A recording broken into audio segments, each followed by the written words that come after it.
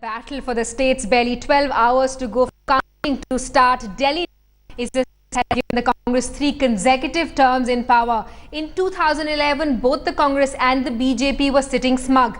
The Congress confident that despite a plethora of negative issues, Sheila Dikshit's personal charisma would help them tide over an image crisis. The BJP convinced that anti-incumbency would help the Saffron Party sail through. But a tsunami hit them both in the face, knocking them off in November 2012.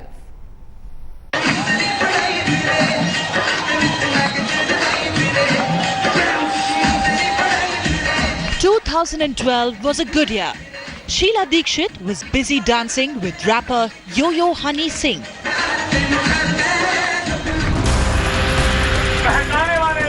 BJP was pretty certain their man Modi was the cure of all their troubles.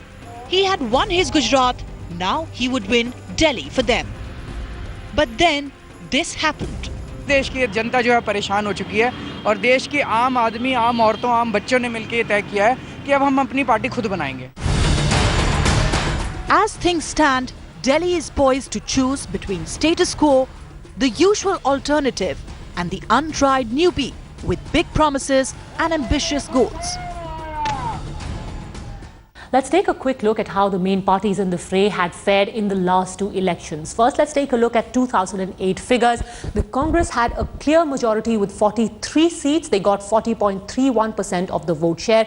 The BJP tailing far behind at 23 seats. What's interesting though is that in terms of vote share, the BJP was quite close at 36.84%. The BSP also a pretty good showing, managing to bag 2 seats. They had absolutely no seats in the 2003 elections. The Congress did lose 4 seats between 2003 and 2008, and that's exactly what the BJP managed to capitalize on in 2008. But what's really got everyone aflutter this time around is the record voter turnout. From just above 57% in 2008, the voter percentage jumped to 65.86%. What does that mean? Now, what it indicates historically is that increases in turnout hurt the Congress incumbency more than they hurt the BJP incumbency.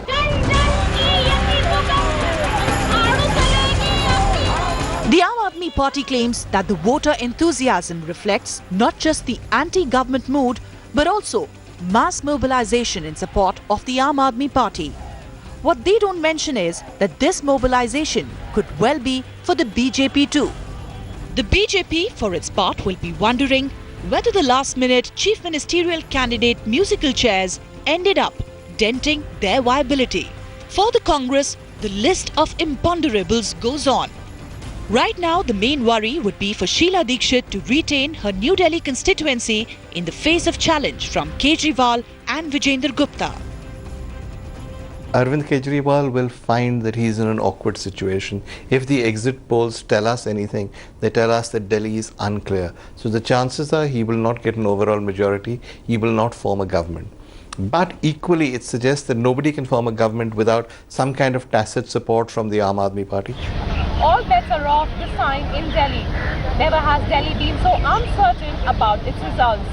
But weighing heavy on everybody's minds is also a possibility that maybe in another couple of months, the state may go to polls again, with a hung assembly a very real possibility this time. With camera person Subodh Saxena, this is Aditya Narayanan for Headlines Today. And 24 hours ahead of counting day, Aam Aadmi Party has accused the BJP of trying to poach its winning candidates.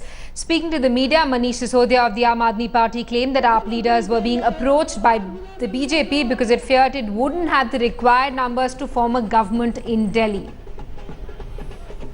ऐसा हमारे कुछ candidates ने information दी है कि उनसे BJP के कुछ लोग मिले थे, पर वो अपने लीडर्स का मैंडेट लेके आए थे या वैसे ही आए थे. अब इस बारे में कोई कंफर्मेशन नहीं, तो इसमें कुछ कहना मुश्किल है. पर कुछ इस तरह की चर्चाएं करने की कोशिश की है. हालांकि हमारे कैंडिडेट्स ने टकासा जवाब दे दिया है कि भाई हम लोगों ने तो अगर जनता को ये कह के वोट मांगे हैं कि कांग्रेस और बीजेपी दोनों पे भरोसा नहीं किया जा सकता, तो फिर अब हम कांग्रेस और बीजेपी में से किसी के साथ जा नहीं सकते.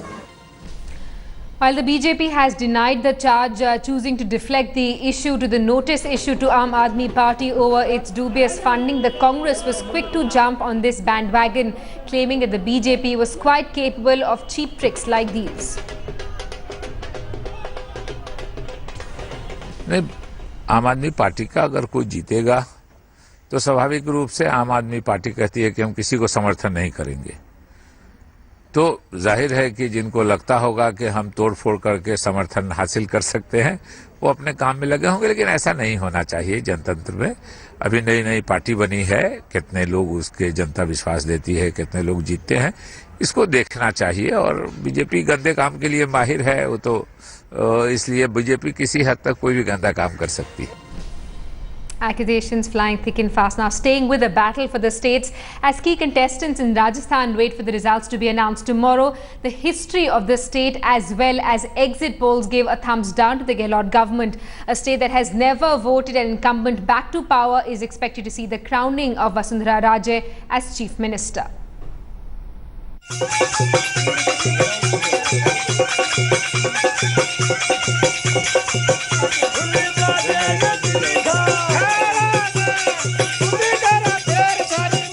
In another few hours, the dust will settle on the battle royale in Rajasthan. Rahul Gandhi, Congress party. Definitely गलत. The BJP is coming back to power. Rajasthan की जनता दोनों दलों से उग चुकी है. नरेंद्र मोदी, अशोक गहलोत. राजस्थान का नाम जब कोई लेता है, Will the land of Maharajas return the prodigal princess? लाने का काम आप और हम मिलकर करेंगे, ये मैं आपको विश्वास दिलाना चाहता हूँ।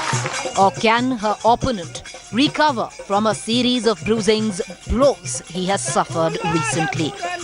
There's a lot that Vasundhara Raje has going for her, and that is charisma. She is a popular leader, she can sway crowds, she's got a certain personality. Ashok, on the other hand, is seen as an essentially decent man, but he's also seen as an ineffectual man. He's not seen as a man with charisma, a man who can go out and sway crowds.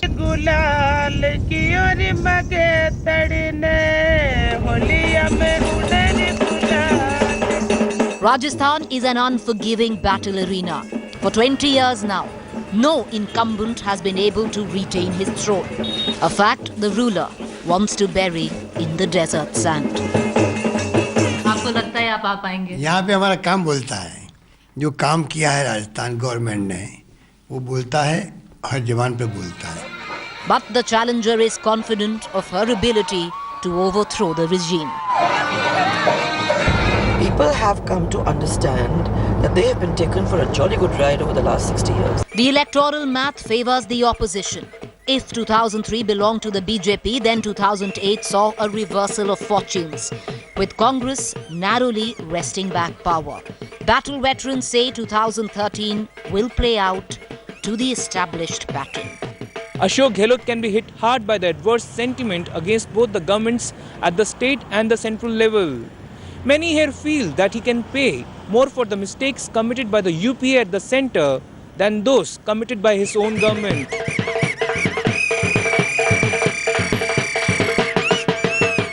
With an eye on retaining its vote, the Congress rolled out a gravy train of last-minute sops. A bag of goodies which includes free medicine for the poor, more electricity for the tribals, highways and flyovers. But will it be enough to ensure the flock does not desert? I think Ashok Gehlot has had very bad luck. I think the centerpiece of his campaign was he was going to pose as a man who introduced all these schemes, and the other was he was going to win the Jats over. The first thing that happened was that Ashok went to hospital, so they started the campaign late and they weren't really ever able to get their act together. Every election is fought on issues, the variables. But no election can escape the constants. And in Rajasthan, caste has been that constant, which Vasundhara learnt the hard way in 2008. Has she got it right now? There is a reason why this election has come to be so much more interesting, because come December, we will see a referendum not just on the state of Rajasthan, but an indication of what could possibly happen come 2014. Both Modi and Rahul campaigned relentlessly in Rajasthan, and December 8th will be viewed as much a litmus test for them as for Raje and Gehlot. Narendra Modi's presence, which was a very organized kind of presence in meetings that they had pre-arranged, that has spiked, that has really led to gain for the BJP in terms of votes. I think for Rahul Gandhi, one should say that he is trying to make the Congress culture different. December 8th will decide whether it will be Vasundhara Raje or Ashok Gehlot which will rule Rajasthan for the next 5 years. But December 8th will also decide something else. Let's get a word from our correspondent Dev Ankur Vadhavan, who's joining us live from Jaipur this evening. Dev, barely 12 hours to go for counting to start. What's the mood like in both the camps? Simi, clearly BJP feels that the exit polls that have happened have given the majority and have done the right thing by mentioning that BJP will be winning in Rajasthan. On the other hand, Congress clearly is in a dejected mood. It feels that the run-up to these exit polls have not projected the right picture. There is a kind of a despondency, a hope against hope that is prevailing in the Rajasthan Congress camp, but also what the Congress feels is that the exit polls may or may not be mentioning the true picture. They feel that that Gehlot has done a lot of work in Rajasthan, the kind of soaps, the projects, the schemes that have been put forth by Gehlot in Rajasthan in the run-up to the elections. They feel that that should reap the kind of benefits that the party feels that should happen in Rajasthan. Now, whether that actually happens or not will be there for all of us to see. Clearly, both Vasundhara and Gehlot have their fingers crossed. So we do feel that it can be a nail-biting, decisive verdict that comes tomorrow, and we do feel that all of us will be waiting for that. Simi?